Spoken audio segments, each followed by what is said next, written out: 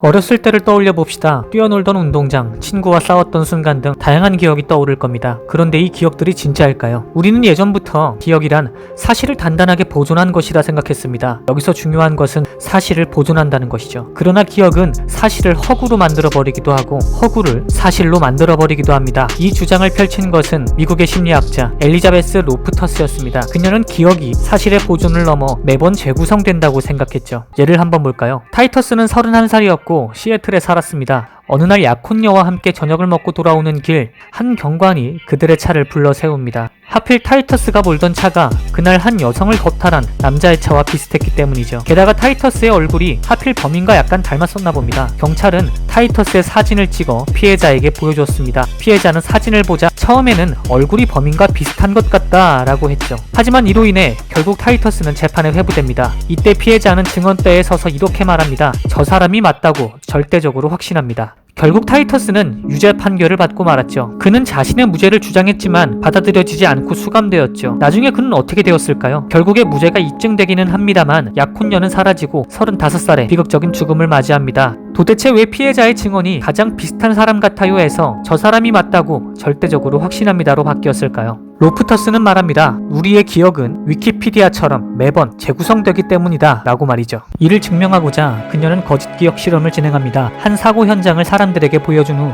자동차들이 충돌할 때 얼마나 빨리 달리고 있었나요? 라고 물어봅니다. 충돌로 시작하는 단어 때문인지 사람들은 자동차 속도를 설명하며 주변에는 부서진 유리창 조각이 있었다 라고 대답했죠. 그러나 유리창은 전혀 깨져 있지 않았습니다. 완전히 멀쩡했죠. 질문자의 단어 하나에 의해 기억이 재구성된 것이었죠. 타이터스를 지목했던 피해자도 마찬가지였습니다. 피해자의 기억은 시간이 지남에 따라 재구성되었고 결국에는 M1 사람을 지목하고 만 것이죠. 여기서 끝나지 않고 로스터프는 기억은 타인에 의해 의도적으로 주입될 수 있다고 주장합니다. 그녀는 또 다른 실험을 계획합니다. 이번 실험에서는 24명의 대학생이 참가합니다. 로프터스는 참가자 가족으로부터 참가자들의 어렸을 적 생애를 미리 듣고 문서로 만듭니다. 여기에서 포인트는 참가자들의 어린 시절을 기록한 문서 중간에 쇼핑몰에서 미아가 된 적이 있다는 거짓 기억을 추가한 겁니다. 그리고 참가자들에게 어린 시절 기억에 없는 내용이 있으면 수정해달라고 말했죠. 그랬더니 참가자의 25%가 추가한 거짓 기억을 진실이라고 믿어버립니다. 더불어 충격적인 사실은 참가자들이 거짓 기억이었던 쇼핑몰에서 미아가 된 경험에 대해 말할 때였습니다. 그들은 당시 자기가 어떤 감정이었고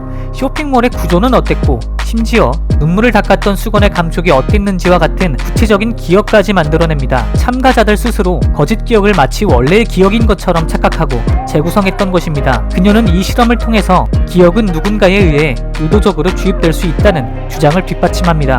그런데 로스터프는 왜 이렇게 기를 쓰고 거짓 기억에 관한 자신의 이론을 입증하려고 노력했을까요? 그건 1990년 미국을 뒤집어 놓았던 한 사건으로부터 시작됩니다. 1990년 미국은 테라피스트라는 심리치료사들이 대거 등장합니다. 급속하게 발전하는 현대사회 안에서 내담자들은 다양한 불안 증세를 호소했고 테라피스트들은 근본 원인을 찾고자 노력합니다. 이 노력이 문제였습니다. 당시의 테라피스트들은 사람들이 충격적인 경험을 하게 되면 억지로 잊으려 한다 혹은 무의식 속에 묻어둔다고 생각했습니다. 충격적인 경험일수록 기억에서 잊혀지고 되살리는 것은 힘들다고 여겼습니다. 소위 기억 저항이 발생한다는 것이죠. 특히나 성폭력 같은 기억들은 더욱 되살리기가 힘들다고 생각했습니다. 이것은 프로이트의 이론과도 관련이 있었죠. 더욱이 프로이트는 많은 심리적인 문제의 원인을 성과 연결지어 설명했습니다. 테라피스트들은 불안 증세를 보이며 찾아오는 내담자들이 불안에 떠는 이유가 대부분 성과 관련되어 있다고 단정지어버립니다. 그리고 내담자에게 불안 증세의 근본 원인이 어린 시절 성과 관련된 안 좋은 기억 때문이다 라고 말해주죠. 내담자는 당연히 말도 안 된다며 그런 경험은 없다고 맞받아치지만 상담을 거듭할수록 말도 안 된다 해서 어쩌면 그럴지도 모르겠다, 역시나 그렇다 식으로 거짓 기억이 주입되어 버립니다. 로스터프의 실험처럼 기억은 주입될 수 있으니 말입니다. 테라피스트의 치료법은 미국 내의 많은 내담자 소녀들에게 성폭력과 관련된 거짓 기억을 심어주었고 소녀들은 그들의 아버지 혹은 오빠가 어린 시절 자신을 성폭행했다며 고발하기에 이릅니다. 이로 인해 미국 곳곳의 아버지들이 아동 성범죄 혐의로 재판에 서기 시작합니다. 끌려온 아버지들은 자신의 무고를 주장했으나 몸을 바들바들 떨고 울먹이며 증언하는 소녀의 참혹한 증언은 설득력을 발휘합니다. 더욱이 판사와 검사, 배심원들은 소녀들이 자신의 아버지를 상대로 거짓말을 할 이유가 없다고 생각했고 무고한 피해자들이 속출하기 시작합니다.